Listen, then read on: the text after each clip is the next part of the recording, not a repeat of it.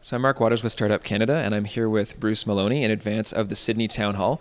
And the first question I wanted to ask you, Bruce, is why are you passionate about entrepreneurship? Why did you choose to become an entrepreneur?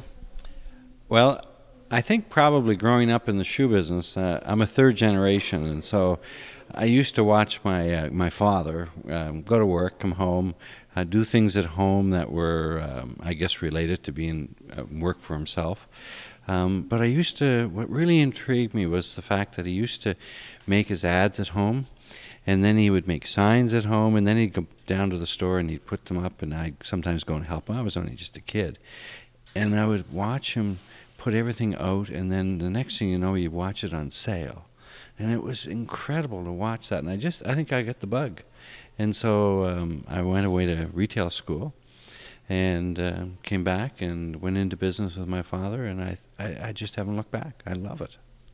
That's absolutely amazing. And one of the things that I'm really sort of interested to find out from you is, what do you think the importance of the family is in entrepreneurship, specifically for a family business, but for also those who are not in a family business and have a family backing them up to make them successful? That's a great question.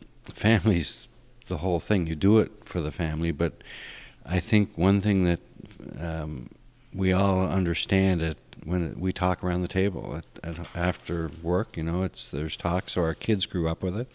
All our children, I had 3 children. They all worked in the business. My siblings all worked in the business. So you all understand what it is. And sometimes you wonder. I used to wonder why my father used to come home a little cranky, and I really understand it now, because it's very rewarding, but it's also very challenging. And so a lot of times, when there's some really down times, and there are down times, you're really, gee, how am I going to get out of this? You have to really work hard, and so you have to focus more. So I think my wife, for instance, had to kind of play more of a role with the children while I really tried to work at the business. And so it is a real family affair. But I think the rewards are wonderful for that. Yeah, and that's the issue that I wanted to then get to. Having the entire family involved in the business means that it's very high risk in terms of how the business performs. Do you think that that's the right choice to make, rather than having a family that's got people working in diversified areas, or are those rewards so strong that getting the whole family involved is the right thing to do?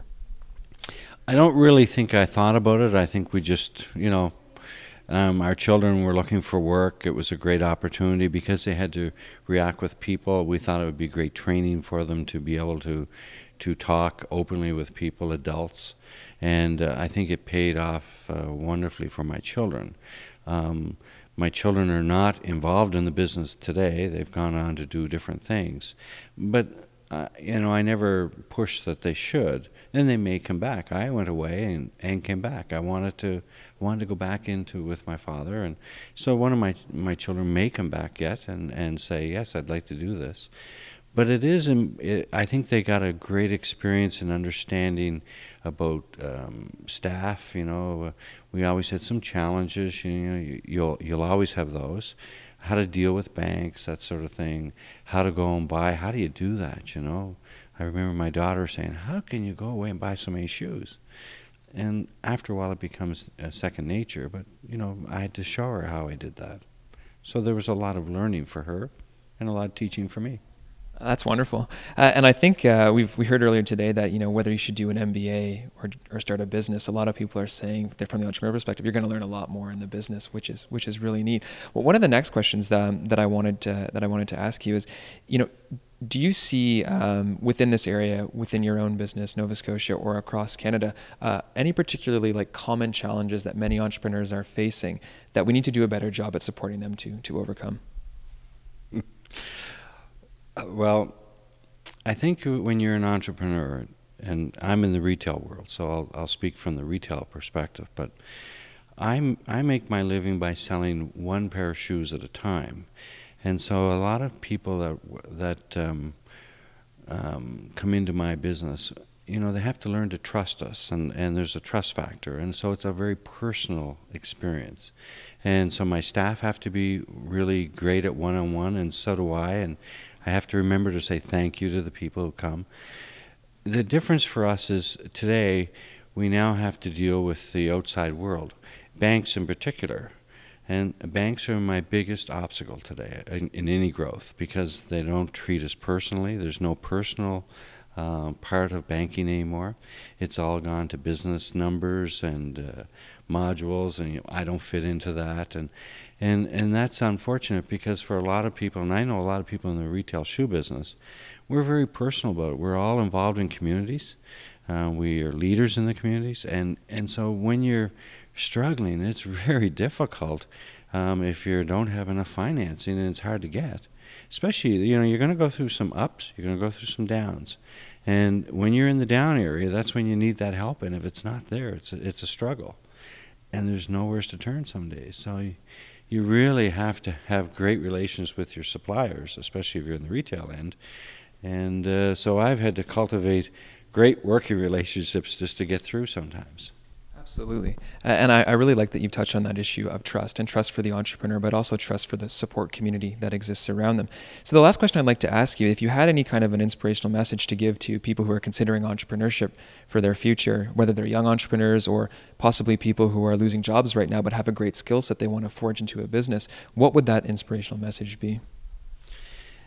I think that we all have within us the ability to do something that we've dreamed of, and if you're passionate about it, I think you can do it.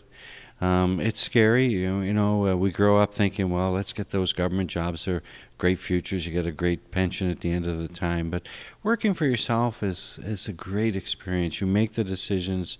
You overcome the challenges. When you do, it's a better feeling, and there's a better day tomorrow. You have to be an optimist, and always optimist. You have to be able to get yourself up, because there's lots of days you go to work, you're down. You got to get up. Customers can't see that. But I think that people, especially if you're out looking to make your own work, there's a lot of niche markets out there for us today. Huge niche markets. And I think there's chances for everybody to do their own thing and start out small. I think the education field is going towards helping more people get into business on their own. I think the education facilities like the universities, community colleges, they should be using the existing businesses, the entrepreneurs, for some advice and the truth too, because it's not always rosy, but I think any entrepreneur you speak to, ultimately they're still optimistic that's going to be wonderful, and I don't think I could do anything else but work for myself. Wonderful. Well, thank you so much, Bruce. Really appreciate you taking the time to chat with us and to leave us with that sense that entrepreneurship is the right choice. It's inspiring and it's a great thing to do, and it can involve the family in a way that's very rewarding. So appreciate that. You're welcome. Thanks.